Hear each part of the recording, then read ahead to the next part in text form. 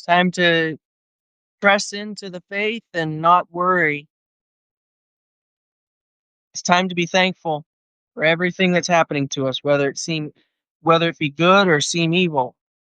And it might be that evil's being done to us, but gratefulness and thankfulness is our only way to escape the pain and the suffering of being persecuted, and to strengthen us. The joy of Yahweh is our strength. And it can be hard at first. It gets hard at first, but when we learn to walk in it, it produces a little portion. It literally produces what we know as paradise where we are, even if it isn't the ultimate form of paradise yet. The biggest problem with our fathers coming out of Egypt the first time was they had no gratefulness, they had no thankfulness. He had promised them the land from the river of Egypt all the way to the Atlantic Ocean.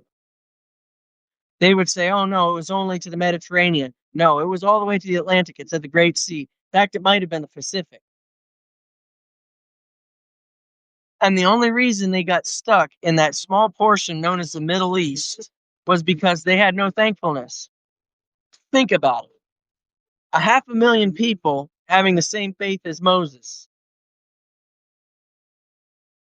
His faith turned the Sinai, not the Sinai Peninsula that Helena of Greece told people was where Mount Sinai is. No, I'm talking about the whole caldera that makes up the Sinai where Ron Wyatt found it. It turned all of that into an oasis. Water, trees, grass, all grew there. They were able to feed their flocks and herds in Sinai. Just imagine what would have happened if all of Israel had the same faith.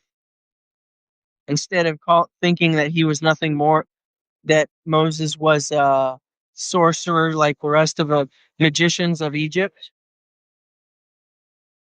Think about it. Father's preparing us for the real wilderness. He's taking us to the internal wilderness first to teach us just like he did with Moses. He took Moses aside. He took him out of Egypt before everyone else, and he trained him. This is how I work. This is how you use my ways. This is how you walk in my ways to obtain the blessings that you ought to be meant, and the blessings of the reign of heaven. And when Moshe came back to Egypt to begin the process of delivering Yahuwah's people, they just celebrated him as another magician, not realizing that their faith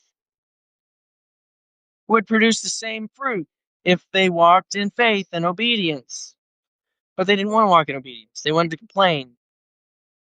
They wanted to complain and continue in the slave mentality that I have to work hard to get what I need. Just like the people in the United States of America today. Hard labor is not what he called us to do. In fact, if you calculate all the Sabbath days, the solar Sabbaths of the seventh day of the week, all of the lunar Sabbaths, all of the feast days, all of the Jubilee cycles, where you give the land and everybody a rest for a whole year, you'll find that almost half of your lifetime is supposed to be spent in resting and praising our Heavenly Father's name for his good abundance that he gives us. That's why when Moshe went to Pharaoh and Pharaoh said, you're idle, you just want to go be lazy. That's why you're asking me to let you take them to the wilderness. You just want to go be lazy in the wilderness and do nothing. And when you read the book of Jasher, you find out that Israel was literally building the treasure cities and the cities of defense for Egypt. Well, look what we're doing today by maintaining a job in the system. Who are we building? Are we building the kingdom of heaven? Or are we building the kingdoms of this world? Fair question, right? And so we walk up and down this in this world from city to city, preaching the gospel of the reign of heaven and telling the principalities to let Yahuwah's people go. Let my people go, says Yahweh. And they want to tell you, go get a job. You're lazy. Well, they're doing the same thing Pharaoh did to our people. Even this right here. And so now we're getting kicked off because I'm making a video. They're going to make it sound like because it's a private business. And so after this video, I'm getting ready to go. I know we're being asked to leave, so I've got to get going. So you all shalom. Shalom, Monica. You have a blessed day. I got to go because a rude security guard is telling us that this is private property in spite of us being on the pavement. So shalom.